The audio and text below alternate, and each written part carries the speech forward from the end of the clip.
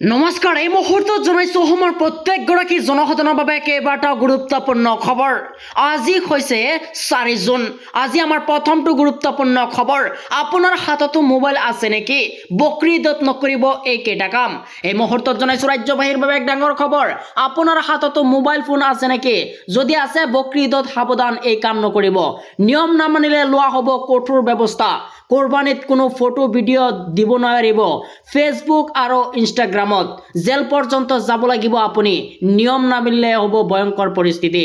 বকৰি ঈদৰ পূৰ্বে দেশৰ 20 কোটি মুছলমানলৈ আহি গৈছে এবাৰ কঠোৰ নিৰ্দেশনা। ইছলামিক চেণ্টাৰ অফ ইণ্ডিয়াৰ এডভাইজাৰী প্ৰকাশ। দাৰুল উলুম দেৱবন্দে উল্লেখ কৰিছে এই নিৰ্দেশনাৰ বিষয়ে। এই বছৰত ঈদুল আজহাৰ নামাজ 7 জুনত আদায় কৰা হ'ব আৰু ইয়াৰ পাছতে কোৰবানীৰ নিয়ম কৰা হ'ব আৰু 7 জুনৰ পৰা দেওজুৰি উদযাপন কৰা হ'ব ঈদুল আজহা। এই মুহূৰ্তত জনাইছো আমাৰ দ্বিতীয় নম্বৰ খবৰটোলৈ। আমাৰ দ্বিতীয় নম্বৰ খবৰটো আছে ডাঙৰ খবৰ। ফুটপাথত নচলিব ব্যৱসায়। ৰাজ্যসমূহলৈ কঠোৰ নিৰ্দেশনা এবাৰ উচ্চতম ন্যায়ালয়ৰ।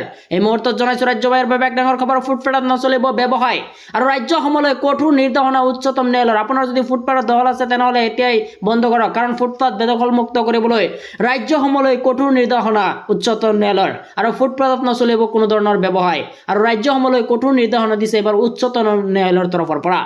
এই মুহূৰ্তত জনাইছো আমাৰ তৃতীয় নম্বৰ খবৰটোলৈ। আমাৰ তৃতীয় নম্বৰ খবৰটো আছে ডাঙৰ খবৰ। 4 আৰু 5 জুনত শ্ৰীভূমি বন্ধ থাকিব সকলো বিদ্যালয়। ভয়াৱহ বান পৰিস্থিতিৰ বাবে বিদ্যালয় বন্ধ ঘোষণা কৰা হৈছে।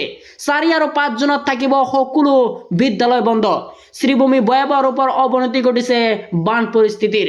দুদিনৰ বাবে সকলো বিদ্যালয় বন্ধ ৰখাৰ নিৰ্দেশনা জাৰি আৰু জিলা কৰ্তৃপক্ষই জাৰি কৰিছে এই গুৰুত্বপূৰ্ণ জাননীটো।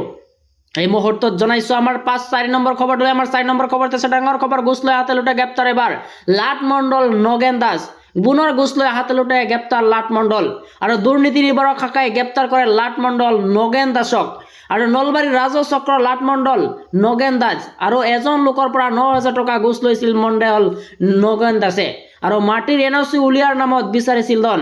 এই মুহূৰ্তত জনাইছো আমাৰ 5 নম্বৰ খবৰটোলৈ। আমাৰ 5 নম্বৰ খবৰতে আছে ডাঙৰ খবৰ। যোৰহাটৰ আজাদ চৌধুৰীৰ পক্ষত আহিল মুছলমান আৰু যোৰহাট আজাদ চৌধুৰীৰ সমৰ্থনত ওলাই হৈছে লোক আৰু আজাদ চৌধুৰী কোনোপধ্যে বাংলাদেশী নহয় আৰু আজাদ চৌধুৰীক উচ্ছেদ কৰাক লৈ পঢ়াশুনাকো জবাব দেখি এবাৰ ৰাইজৰ।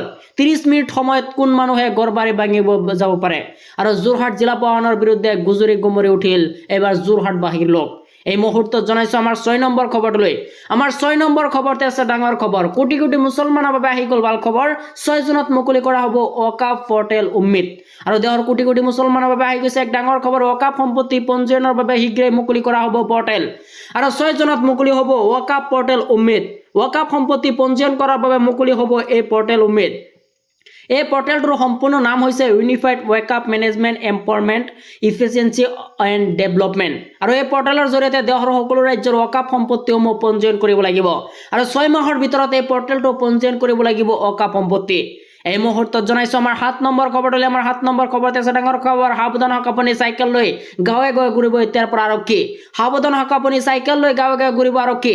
নিশা পহৰা দিব এতিয়াৰ পৰা আৰক্ষীয়ে আৰু 15 আগষ্টৰ পূৰ্বে চাইকেল লৈ আৰক্ষীয়ে দিব পহৰা আৰু 12খন নতুন চাইকেল লৈ নলবাৰী চহৰত আৰক্ষীয়ে দিব পহৰা আৰু নলবাৰী আৰক্ষীয়ে সলনি কৰিছে অভিযানৰ ষ্টাইল।